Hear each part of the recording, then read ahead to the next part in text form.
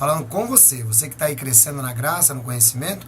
Agora vamos ao nosso estudo da Bíblia. Nós estamos considerando o Evangelho de João, capítulo 6. É o Evangelho pelo Evangelho. É o Evangelho pelo Evangelho, é a Bíblia lida. É a Bíblia lida dentro do texto, dentro do seu contexto, sem invenção, sem moda. Tá bom? Vamos para o Evangelho de João, capítulo 6. Depois disso, Jesus partiu para o outro lado do mar da Galileia, que é o de Tiberíades. E grande multidão o seguia, porque via os sinais que operava sobre os enfermos. E Jesus subiu e assentou-se no monte, ali com seus discípulos.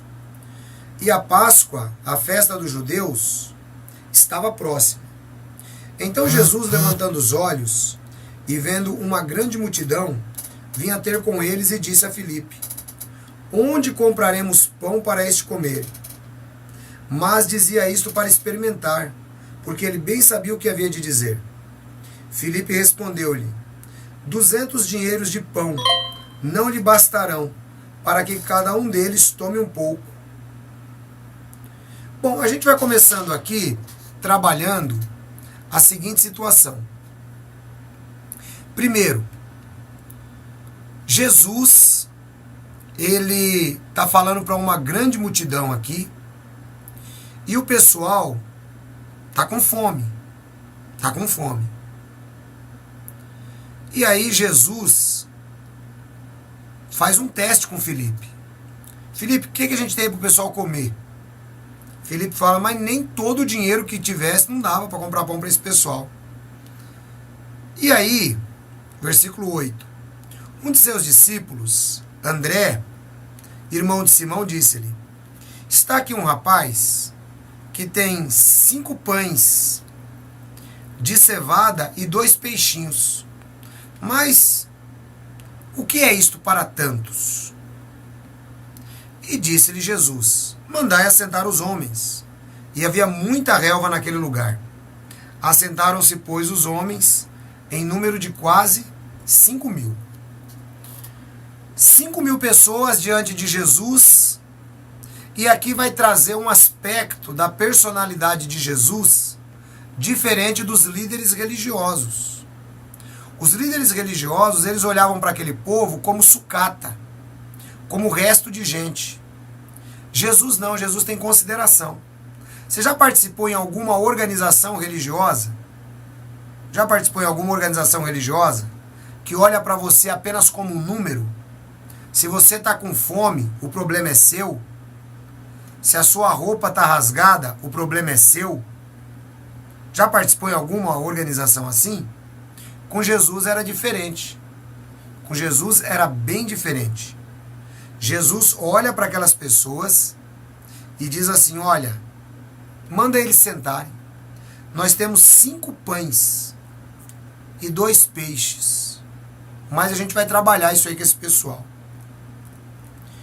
Jesus tomou os pães e, havendo dado graças, repartiu pelos discípulos, e os discípulos pelos que estavam assentados, igualmente também dos peixes quando eles queriam.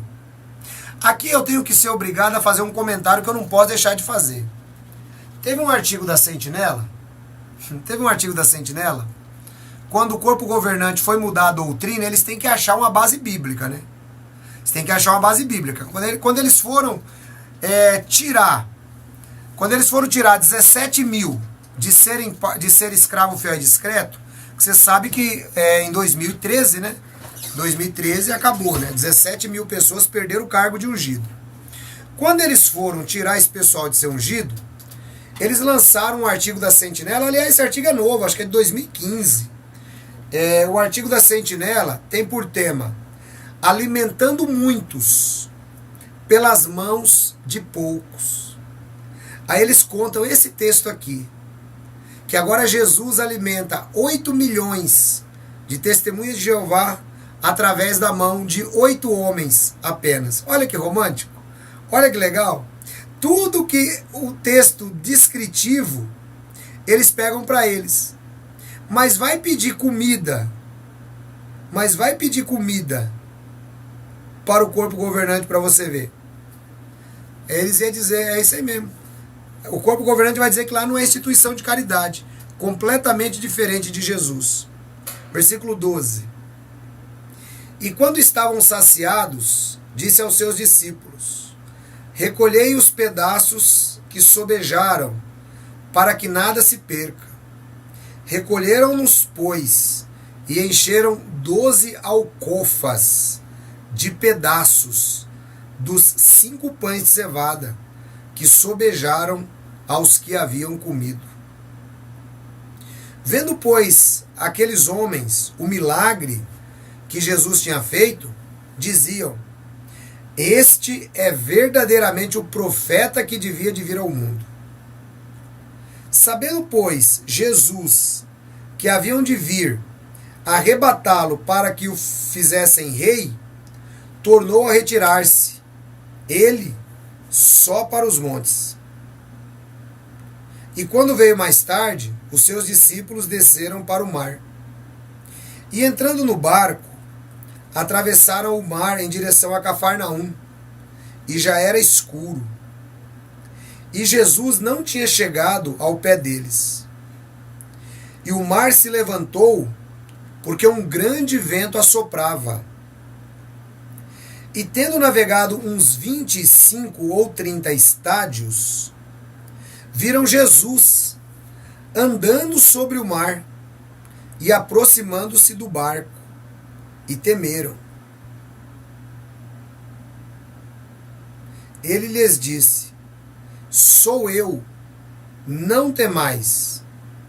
Então eles, de boa mente, o receberam no barco. E logo íades, perto do lugar onde comeram pão, e havendo o Senhor dado graças. Vendo, pois, a multidão que Jesus não estava ali, nem os seus discípulos, entraram eles também nos barcos, e foram a Cafarnaum em busca de Jesus. E acharam-no do outro lado do mar, e disseram-lhe: Rabi, quando chegaste aqui? Jesus respondeu e disse-lhes: na verdade vos digo, que me buscais, não pelos sinais que vistes, mas porque comestes do pão e vos saciastes. Aqui agora vai começar todo o discurso de Jesus, que na realidade vai nos interessar, né? Aqui está um contexto. Aquele povo havia comido do pão que Jesus Cristo tinha transformado. Eles falaram: esse é um profeta, e queriam até pegar ele para fazer dele uma espécie de rei. Porque você já imaginou? O camarada pega 5 pães e transforma para 5.000 pessoas. Então, esse cidadão, ele merece ser um rei mesmo, porque nunca mais ninguém vai ter fome. Esse é o raciocínio deles. Jesus sai daquela região. Quando eles vão atrás de Jesus, eles vão por interesse. Hoje muita gente serve a Jesus por interesse. Tem muita gente que serve a Jesus com medo de ir para o inferno. Tem muita gente que diz que serve a Jesus com medo do Armagedon. Que inferno e Armagedon é a mesma coisa no final das contas. É 2 instrumentos de tortura para o ser humano. Então, só muda o nome. Só muda o nome. Então, tem gente que serve a Jesus porque quer ter a vida eterna.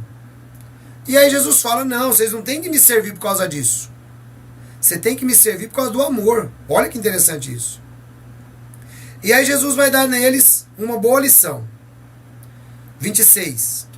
Jesus respondeu-lhes e disse: na verdade vos digo, que me buscais, não pelos sinais que vistes, mas porque comestes pão e vos saciastes.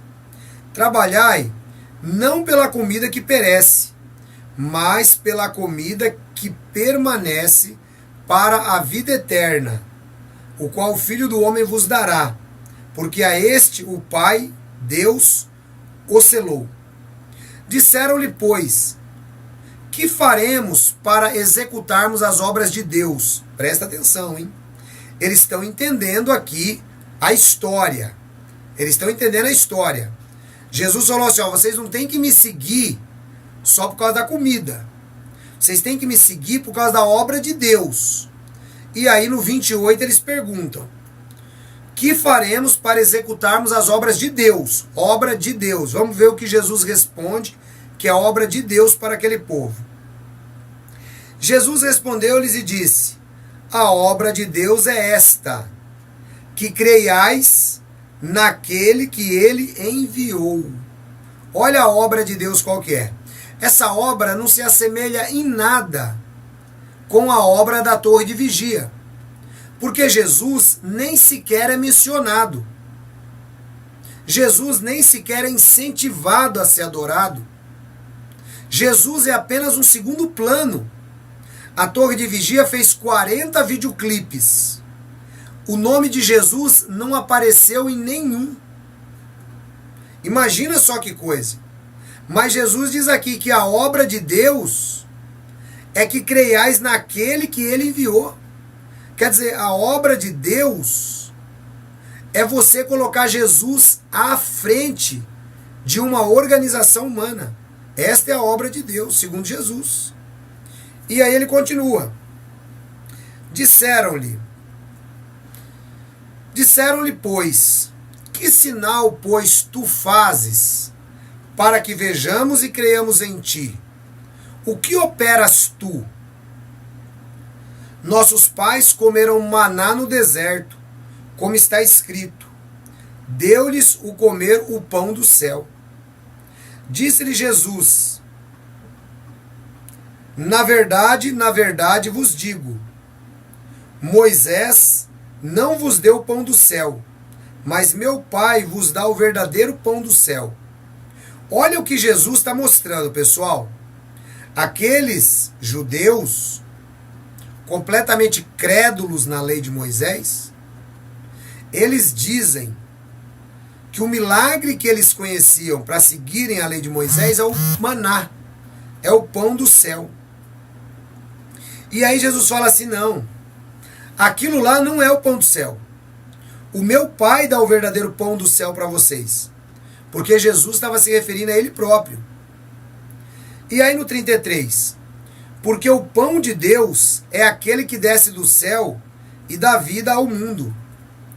Disseram-lhe, pois, Senhor, dá-nos sempre desse pão.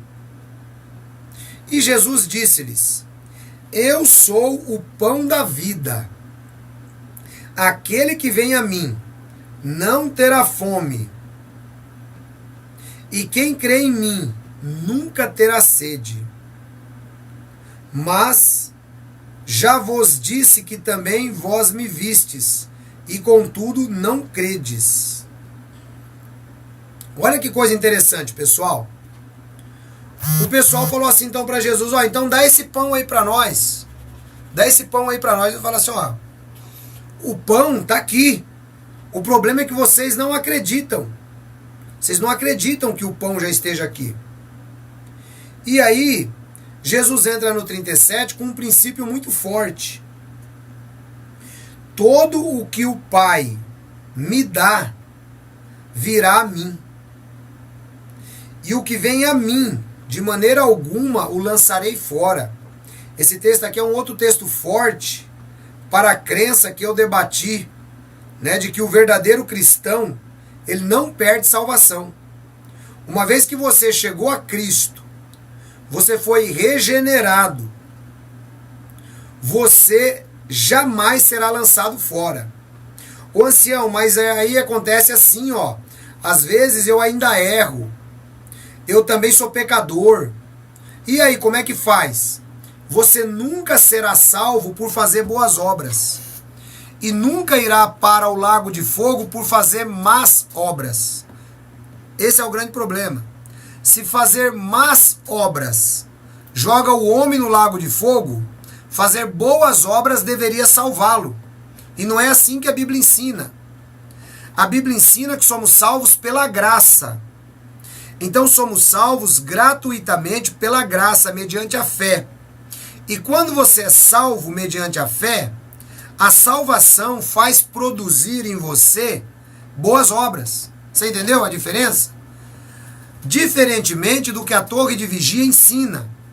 A graça para a torre de vigia é apenas uma porta de entrada, como diz o cristão legendário. Mas você tem que se esforçar pra caramba. Você tem que assistir às reuniões, você tem que fazer 10 horas de campo, você tem que ir para o congresso, você tem que ir para as assembleias, você não pode errar em hipótese nenhuma. Quer dizer, você tem que estar o tempo todo ligado a obras. E não é assim. Boas obras não salvam, como as más obras não destroem. A grande realidade é que somos salvos pela graça. E quem é salvo pela graça produz boas obras. Eu dei uma ilustração lá naquele debate. Qual foi a ilustração? Imagine que você pegue um balde. Imagine que você pegue um balde. E esse balde, você enche ele de água. E você começa a chacoalhar. E chacoalhar é obra, tá? Isso aqui é ir pro campo, ó.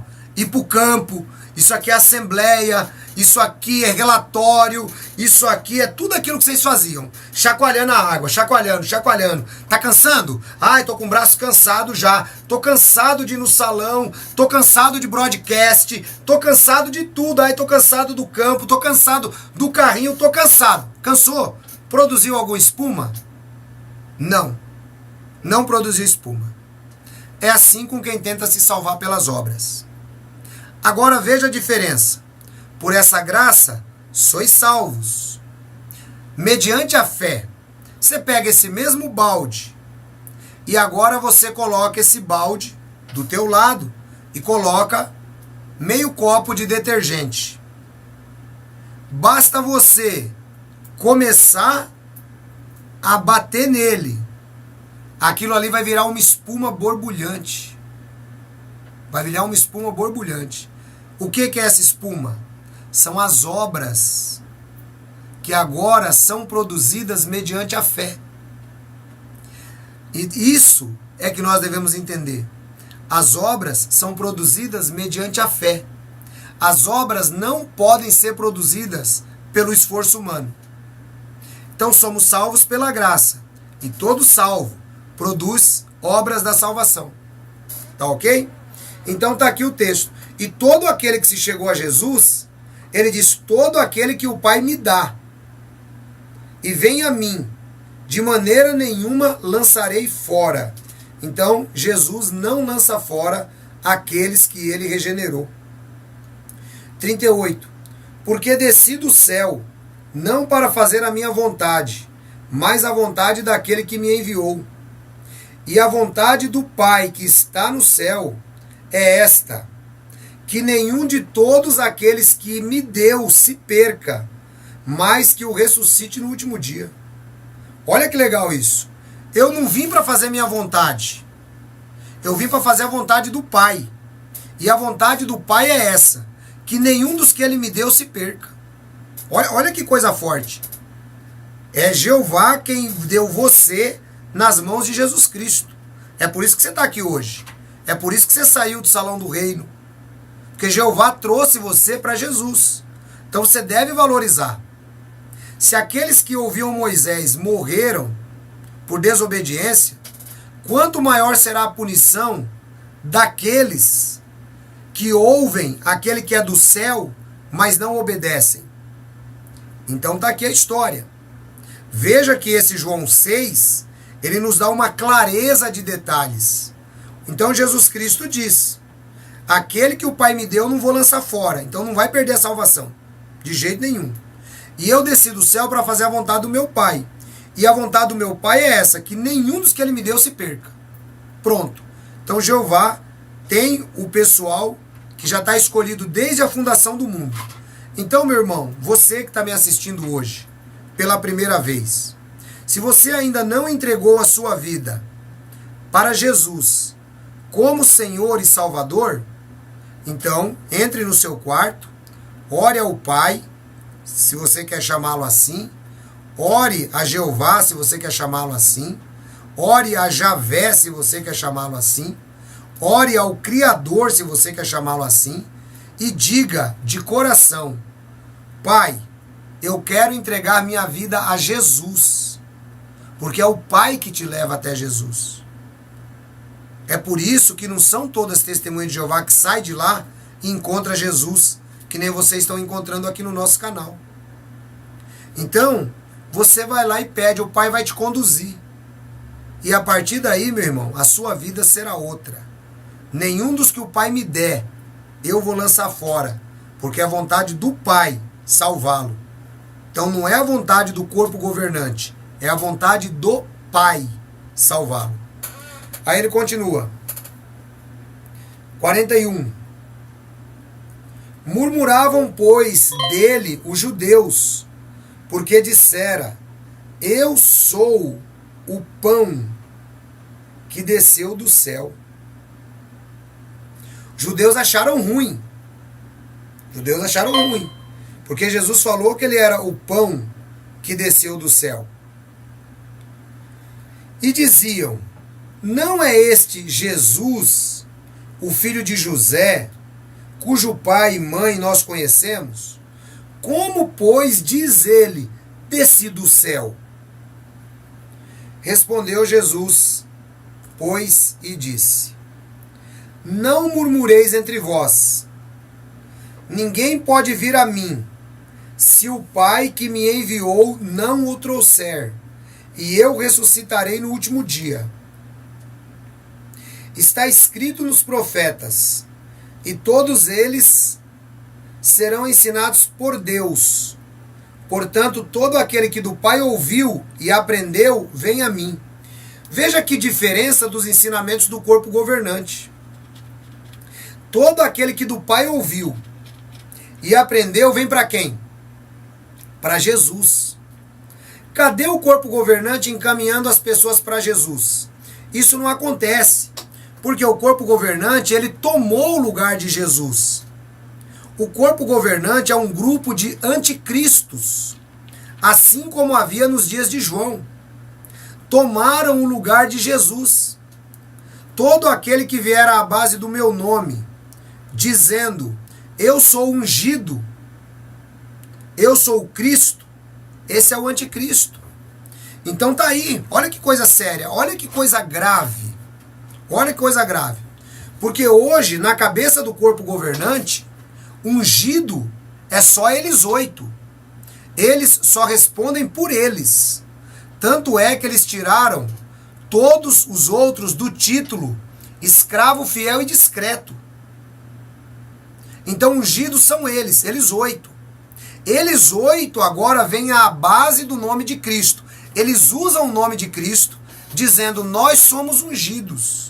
Estão desencaminhando a muitos. É isso que o corpo governante está fazendo. Então Jesus diz que não. Jesus diz: eu sou o pão vivo que desceu do céu.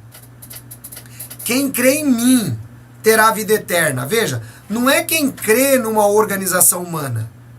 É quem crê em Jesus que terá vida eterna. Não adianta você entrar para organização nenhuma. Não adianta. Você pode até entrar, participar, fazer comunhão, que isso é importante para o cristianismo. Não existe cristão carreira solo. Sempre eu vou dizer essa frase. Porém, o próprio Jesus Cristo deixa muito claro, né? Todo aquele que aprendeu do Pai, vem a mim. Todo aquele que aprendeu do Pai, vem a mim. Então não tem como você servir a Jesus através de uma organização humana. Jesus é o canal direto do ser humano. Com Jesus eu posso falar a hora que eu quiser. Com Jesus eu posso falar a hora que eu quiser.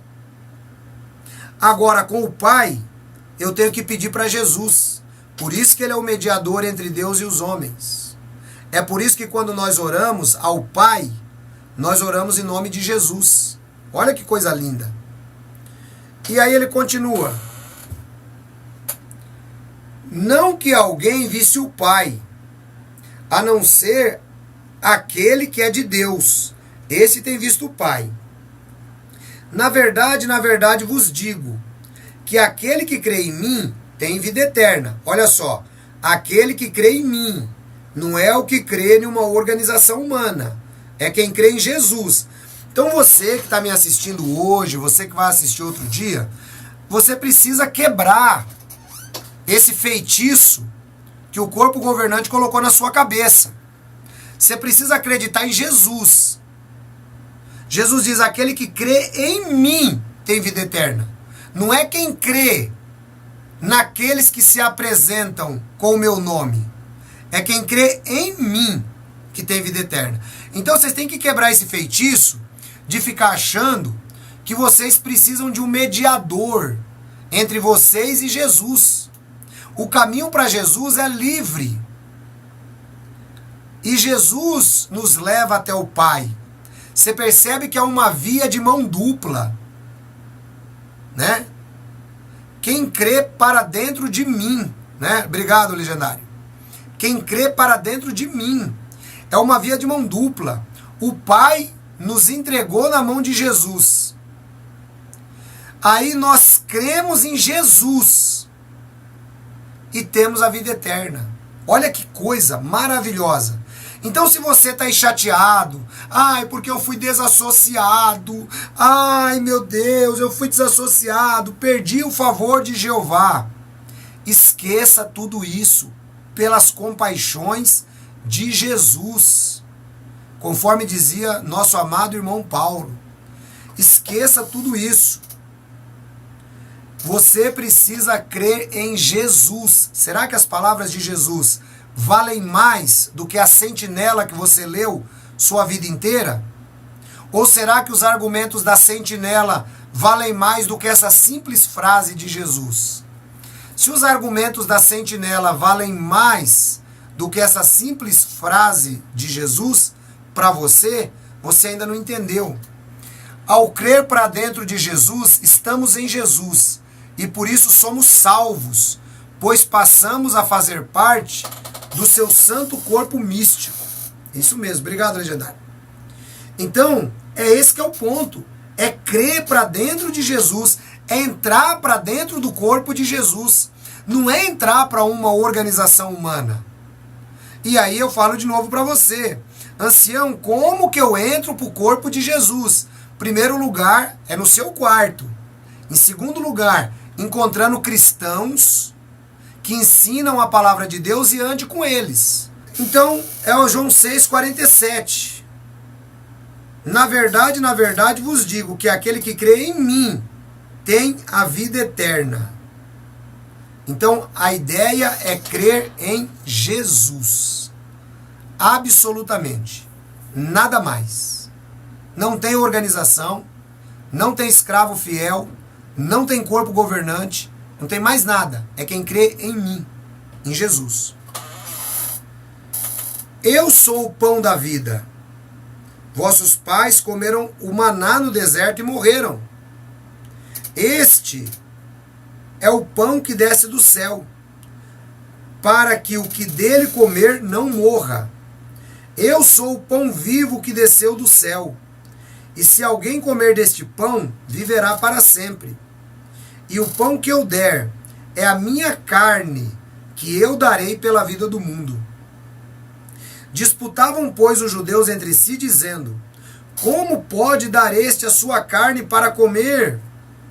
Jesus, pois, lhes disse: na verdade vos digo, que se não comerdes a carne do Filho do Homem, e não beberdes o seu sangue, não tereis vida em vós mesmos. Aqui Jesus estava antecipando a ideia que ele introduziria da ceia do Senhor. Aqui Jesus está introduzindo já a ideia que seria necessário comer da carne do Filho do Homem e beber do seu sangue. Porque ele diz assim, ó: quem come a minha carne e bebe o meu sangue tem vida eterna, e eu o ressuscitarei no último dia. Veja só. Quem come a minha carne e bebe o meu sangue tem vida eterna, e eu ressuscitarei no último dia. Porque a minha carne é verdadeira comida, e o meu sangue é verdadeiramente bebida. Quem come a minha carne e bebe o meu sangue permanece em mim, e eu nele. Corroborando aí o que o legendário falou, ao crer para dentro de Jesus. Quando você participa da ceia do Senhor, você está dentro do corpo místico de Cristo. Assim como o Pai vive, Assim como o Pai que vive me enviou, eu vivo pelo Pai. Assim quem de mim se alimenta, também viverá por mim. Este é o pão que desceu do céu. Não é o caso de vossos pais, que comeram o maná e morreram. Quem comer este pão viverá para sempre. Ele disse estas coisas na sinagoga, ensinando em Cafarnaum. Muitos, pois, dos seus discípulos, ouvindo isto, disseram: duro é esse discurso, quem pode ouvir? Veja que até os discípulos não estavam entendendo nada que Jesus estava dizendo, porque Jesus estava falando ainda de coisas futuras que iriam acontecer. E eles também não estavam entendendo e falaram: pô, duro é esse discurso. Na cabeça deles, tinha que comer a carne de Jesus de verdade e beber o sangue de verdade, algo que era repugnante para um judeu. E aí, olha só a história. Sabendo, pois, Jesus em si mesmo que os seus discípulos murmuravam disto, disse-lhes: escandaliza-vos? Isso escandaliza vocês? Olha só para onde Jesus vai. Porque os discípulos agora também, como eles não estão entendendo nada, eles estão falando assim: esse discurso de Jesus está muito duro. E aí Jesus fala: está escandalizando vocês também? 62. Que seria, pois, se visseis subir o Filho do Homem para onde primeiro estava? O Espírito é o que vivifica, a carne para nada aproveita. As palavras que eu vos digo são Espírito e vida. Mas se alguém de vós que não creem, porque bem sabia Jesus desde o princípio quem eram os que não criam, e quem era o que havia de entregar, e dizia isso, e dizia: por isso eu vos disse que ninguém pode vir a mim, se por meu Pai não for concedido. Jesus está falando aqui de Judas. Tipo assim, o Judas foi, mas só que o Judas, conforme Jesus está falando, ele não foi atraído pelo Pai. Ele foi.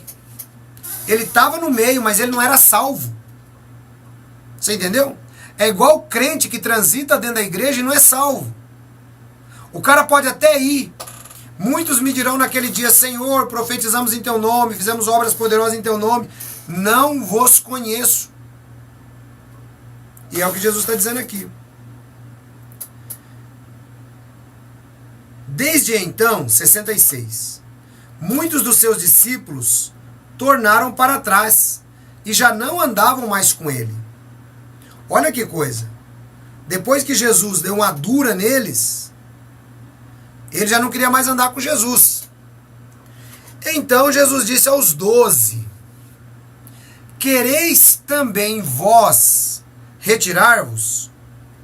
Respondeu Simão Pedro: Senhor, para quem iremos nós? Tu tens as palavras de vida eterna. E nós temos crido e conhecido que tu és o Cristo, o Filho do Deus vivo.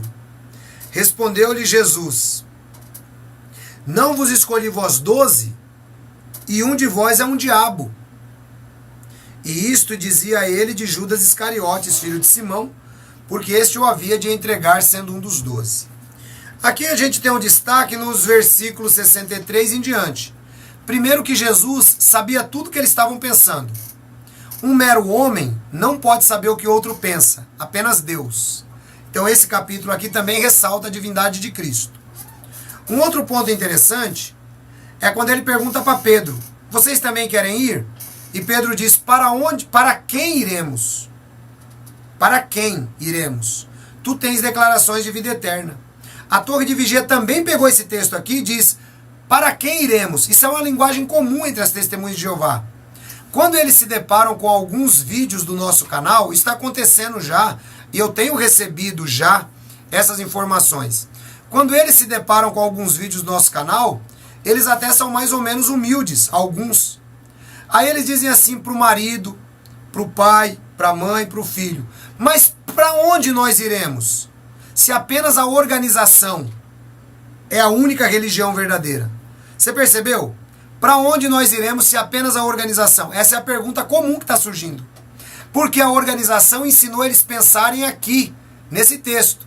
Só que o texto não é para onde, é para quem. Para quem iremos, se tu tens declarações de vida eterna? Então, não é para onde, é para quem. E o para quem é para Jesus. E Jesus está dentro do teu quarto. Basta você ajoelhar e procurar Ele. Para quem iremos? Não é para uma organização humana. Não é para uma placa. É para Jesus. E uma vez que você começa a andar com Jesus, você vai encontrar pessoas que também andam com Jesus. E isso é que é maravilhoso no cristianismo. E era assim que as igrejas no primeiro século cresciam. Todas elas descentralizadas, sem um corpo governante, sem nada, apenas crendo em nosso Senhor e Salvador Jesus. Tá bom? Terminamos João capítulo 6. Olha que legal. Olá, bom, você acabou de ver um vídeo aí muito interessante, trata sobre a divindade de Jesus. Eu quero aproveitar e lembrar você sobre o livro Testemunhas de Jeová, Proclamadores de um Falso Evangelho. Esse livro ele vai ajudar você a compreender o verdadeiro Evangelho de Jesus, vai tirar da sua mente toda essa parafernália que a organização colocou. Esse medo que você vive até hoje, medo de ter deixado a religião verdadeira, que nem religião é uma seita, né? Você vai compreender tudo o que você precisa. Então, como é que eu faço para adquirir esse livro? É muito simples. Você vai enviar para mim a palavra verde. O valor dele é apenas R$70. E aí também você pode adquirir o livro Tempo do Fim. O livro Tempo do Fim é um livro que vai te ajudar a compreender que tudo que você aprendeu com a organização das Testemunhas de Jeová está errado. Completamente fora. Você aqui vai compreender, vai entender de verdade sobre Armagedon, milênio, ressurreição. Você vai acabar com todos os seus medos. Sabia que o Armagedon não vai pegar a terra inteira? Sabia que seus parentes vão entrar no milênio, né, sem serem testemunha de Jeová? Tem tudo isso daí para você aprender aqui, tá bom? Esse livro também custa só R$70. Os dois é apenas 130, tá? Porque aí você ajuda no frete, tá legal? Então mande já para o WhatsApp 19 989 905 206. 19 989 905 206. Eu também quero lembrar vocês que nós estamos com o nosso projeto do Outdoor. Esse projeto do Outdoor é muito simples de você participar. Esse projeto do Outdoor visa expor o ostracismo praticado pela sociedade Torre de Vigia contra as pessoas que saem. Talvez você que está me acompanhando agora deve ter muita chateação e até mesmo mágoa. Seus parentes hoje não conversam com você, seus amigos. Muitos dizem, eu não estou nem preocupado com isso. Todo mundo sabe que está preocupado. Você não pode ir na festa da família, você é discriminado, sabe? Você vive com esse fantasma nas suas costas. Então colabora com a gente, ajude-nos a ajudar a tirar esse fantasma da sua vida. Como é que eu faço, ancião? Pessoal, nós já temos 50% do valor do outdoor. Só falta 50% agora. Tá? Então, o que eu vou pedir para você? Se você pode nos ajudar, você manda para mim a palavra grupo para o WhatsApp 19 989 905 206. Aí a gente vai mandar você, uma administradora vai conversar com você, vai te orientar como funciona, e eu tenho certeza que você vai também ser um colaborador nesse projeto, que vale muito a pena, um projeto inédito no Brasil. Deus abençoe todos vocês, um grande abraço, a gente ainda se vê, tá bom? Fiquem na paz de Jesus.